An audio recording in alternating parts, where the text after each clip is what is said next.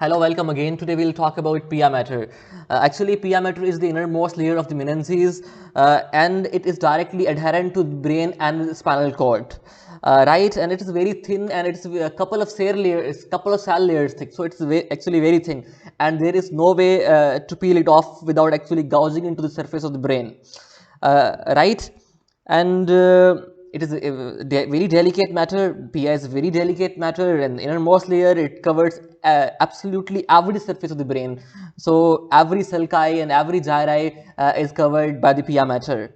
So right. So what I want you guys to learn from the last three lectures of menences is that you must know the name of the menences and what are their functions, and with regard to brain, you must know that which meninges is superficial and which one is the deepest, right? And you must know some sort of specialization which I talked about when we talked about dura mater. So you must know about them, and you must know about the dural venous sinuses, and you must also have some sort of idea about the specializations of the arachnoid matter, and you must be able to tell about the function of the arachnoid granulations.